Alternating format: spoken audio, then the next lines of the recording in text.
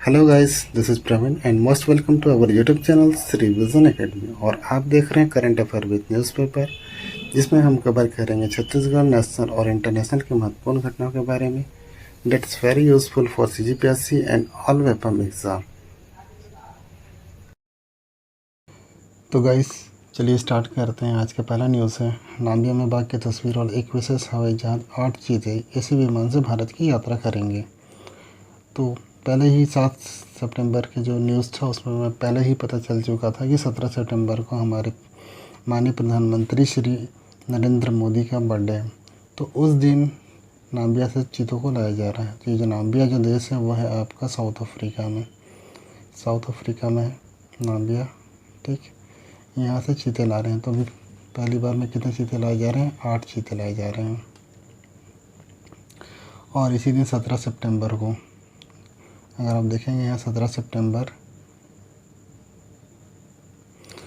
सितंबर को यहाँ पे क्या किया जाएगा, जिस दिन प्रधानमंत्री नरेंद्र मोदी का बर्थडे है उसी दिन 17 सितंबर को चीते को आज़ाद कर पहला चीता प्रोजेक्ट का शुभारंभ करेंगे। तो ये आपको याद रखना है कि जो पहला चीता प्रोजेक्ट है वो कहाँ स्टार्ट किया जा रहा है? वो स्टार्ट किया जा रहा है आपके मध्य प्रदेश के कूनो पालपुर अभ्यारण्य में। और इस बार जो 8 चीते लाए जा रहे हैं उसमें यह है कि 5 मादा और 3 नर चीते भारत लाए जा रहे हैं। चीता संरक्षण कोष के अनुसार दक्षिण अफ्रीका से 5 मादा और 3 नर चीते भारत लाए जा रहे हैं। इन 8 चीतों में से 2 सगे भाई भी हैं। इनकी उम्र 4.5 साल, एक की उम्र 2 साल, एक की 2.5 साल और एक की उम्र 3 से 4 साल के बीच बताई जा रही है। वहीं एक चीते की उम्र 12 साल भी बताई गई है। तो इतना आपको इस न्यूज़ में याद रखना है। देखिए, जो नेक्स्ट न्यूज़ है वो है SCO के बारे में, शंघाई सहयोग संगठन। ठीक है, इससे पहले भी 3 दिन के पहले करंट अफेयर में भी आपको SCO के बारे में बताया गया था कि जो SCO है उसका जो बैठक जो समिट होने वाला है वो समरकंद उज़्बेकिस्तान में होने वाला है। और इसमें कौन कौन से देश आ रहे हैं, किस किस देश के राष्ट्र अध्यक्ष आ रहे हैं। तो यहाँ पे आपको ये जानना है कि SCO क्या है। ओके, SCO में कितने देश हैं, तो इसके बारे में विस्तार से जानेंगे हम, बिकॉज ये SCO है वो बहुत इम्पोर्टेंट है। तो जो SCO है वो 8वीं पावर वाले 4 देश, UN के 2 स्थायी मेंबर भी इसमें, मतलब अभी इसमें ये समझ सकते हैं कि जो SCO है, SCO में जिसके पास एटॉमिक पावर है वो 4 देश है और UN के 2 स्थायी मेंबर हैं। तो देखिए, यूरेशिया में आर्थिक सहयोग और शांति बनाए रखने के लिए 2001 में SCO का गठन हुआ था। तो आपको ये याद रखना है कि SCO का गठन कब हुआ था? 2001 में हुआ था। और यूरेशिया में आर्थिक सहयोग, यूरेशिया मतलब यूरोप और एशिया में आर्थिक सहयोग शांति बनाए रखने के लिए 2001 में SCO का गठन हुआ था। जो SCO के जो सदस्य हैं, भारत, चीन, पाक, रूस, ये 4 देश ऐसे हैं जिनके पास एटॉमिक पावर है। तो इनका नाम याद रखना है कि SCO के उन देशों का नाम बताइए। अगर पूछता है एग्जाम में कि SCO के उन देशों का नाम बताइए जिनके पास एटॉमिक पावर है, तो भारत तो आपको पता ही है, चीन भी पता ही है, पाक और रूस। तो आपको ये 4 देश का नाम याद रखना है जिनके पास एटॉमिक पावर है। अब सवाल आता है कि SCO में कितने सदस्य हैं। तो SCO में कितने सदस्य पूछता है, तो आपको ये बताना है कि SCO में कितने सदस्य हैं? 8 सदस्य हैं। उन 8 सदस्य में 4 के नाम तो आपको पता है कि भारत, चीन, पाक और रूस। और 4 नाम कौन कौन से हैं? तो एक आपको पता है कि जहाँ पे बैठक हो रहा है, 22वां समिट जहाँ पे हो रहा है, उसका नाम क्या है? उज़्बेकिस्तान। अब उसके बाद आपको याद करना है 3 देश के नाम। तो 3 देश में और कौन कौन से हैं? तो वो है आपका किर्गिस्तान, कजाकिस्तान और तजाकिस्तान। ये 8 SCO के सदस्य हैं। इन 8 देश का नाम याद रखना है आपको। अब इसके बाद अफगानिस्तान समेत 4 देशों के पर्यवेक्षक भी हैं और नेपाल, श्रीलंका समेत 6 देश के डायलॉग पार्टनर भी हैं।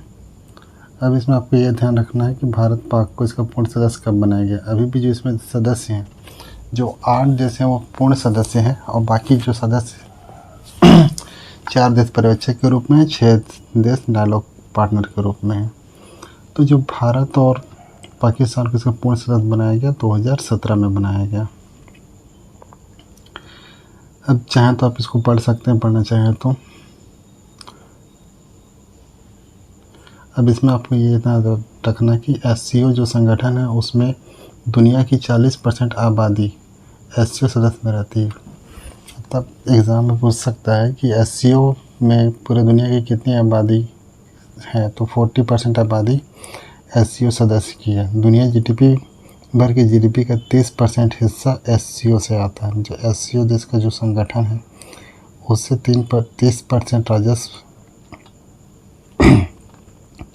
राजस्व पूरे विश्व में आता है और 40% आबादी जो रहती है वो आपके एससीओ में रहती है।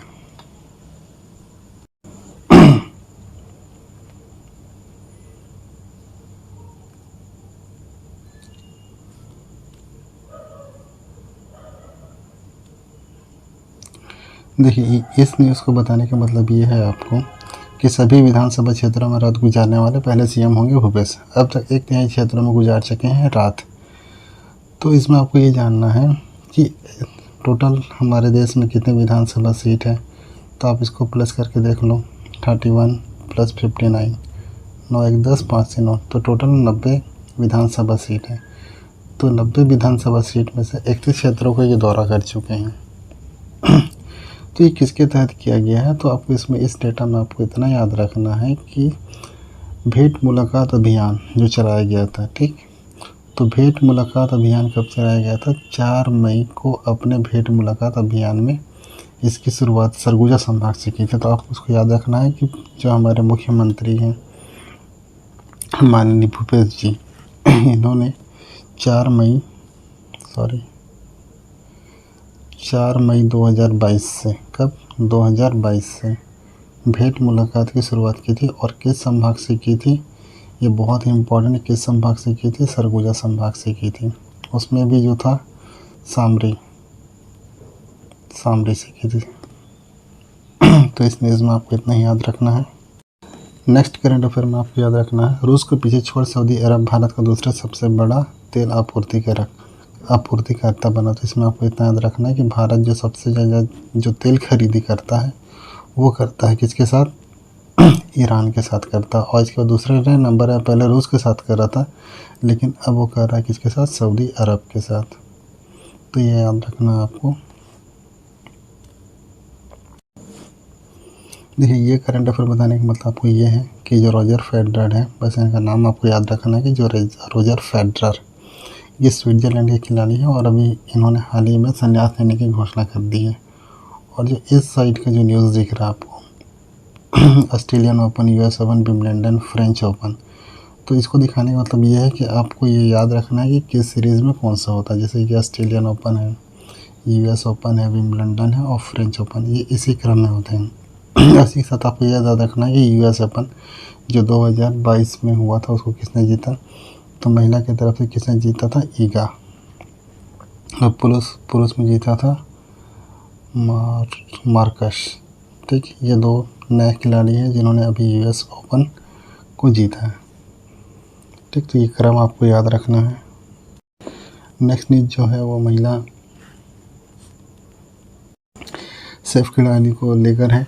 तो अभी हाल ही में क्या हुआ कि भारत ने नेपाल को हराकर सेफ अंडर का खिताब जीता है। यदि आपसे पूछा जाता है कि सेफ अंडर का खिताब किसने जीता है, तो सेफ अंडर का खिताब जीता है किसने? भारत ने। ठीक है, भारत ने नेपाल को हराकर अंडर सेफ का खिताब जीता है। और सर्वश्रेष्ठ गोलकीपर का पुरस्कार किसने जीता है? तो साहिल ने हासिल किया। भारतीय कप्तान गुइटे टूर्नामेंट का सबसे उपयोगी खिलाड़ी सिद्ध हुआ। तो ये खिलाड़ी का नाम याद रखना है आपको, सर्वश्रेष्ठ। जैसे साहिल कौन है, किस खेल से संबंधित है? तो ये फुटबॉल से संबंधित है, आपको याद रखना है। गुइटे, इनका नाम याद रखना है आपको, गुइटे। इनका संबंध किस खेल से है? तो ये फुटबॉल से संबंधित है। अब ये कुछ करंट अफेयर है, इसके बारे में आपको जानना है। मतलब ये न्यूज़ जनरल नॉलेज टाइप का है। संयुक्त राष्ट्र संघ का एकमात्र अंग कौन सा जिसमें सभी सदस्य देशों के प्रतिनिधि सम्मिलित हैं? तो उसका आंसर क्या है? इसका आंसर है क्या? महासभा। तो उसका आंसर है आपका महासभा। भारत किस शहर में फीडे शतरंज ओलंपियाड 2022 की मेज़बानी करेगा? तो ये करेगा आपका चेन्नई में। थर्ड क्वेश्चन है, उस मालवाहक पोत का नाम बताइए जो ब्रह्मपुत्र नदी पर जाने वाला अब तक का सबसे लंबा पद बन गया है, तो वो बन गया है राम प्रसाद बिस्मिल। भारत की आज़ादी का अमृत महोत्सव उत्सव एक भाग के रूप में भारतीय दूतावास द्वारा किस देश ने महात्मा गांधी ग्रीन त्रिभुज का उद्घाटन किया? तो उसका आंसर है क्या? मेडागास्कर। ये कैटलिन नोवाक किस देश की पहली महिला राष्ट्रपति के रूप में चुनी गई है? तो कैटलिन नोवाक का नाम आपको याद रखना है, ये हंगरी की प्राइम मिनिस्टर है। देखिए, जो करंट अफेयर चलता है, आप सभी से रिक्वेस्ट है कि करंट अफेयर को डेली का डेली देखिए, क्योंकि जो न्यूज़ होते हैं वो बार बार रिपीट होते रहते हैं। आप इकट्ठा सोचेंगे कि महीना 2 महीना का हम करंट अफेयर एक साथ कर लें, तो ये पॉसिबल नहीं है। तो इससे आपको क्या होगा कि करंट अफेयर के मैटर में आपको कॉन्फिडेंट नहीं आ पाएगा। तो आप जितने भी न्यूज़ होते हैं उसको डेली के डेली देखिए, और बीच में मासिक या हाफ मंथ में उसका एक रिवीजन भी होता है, तो उस वीडियो को भी आप देखिए। तो धीरे धीरे जब तक आपका कॉन्फिडेंट करंट अफेयर में नहीं आएगा, तब तक आपके लिए कोई भी कंपटीशन एग्ज़ाम निकालना बहुत मुश्किल हो जाएगा। सो आई थिंक यू अंडरस्टैंड। तो थैंक्स फॉर वॉचिंग वीडियो।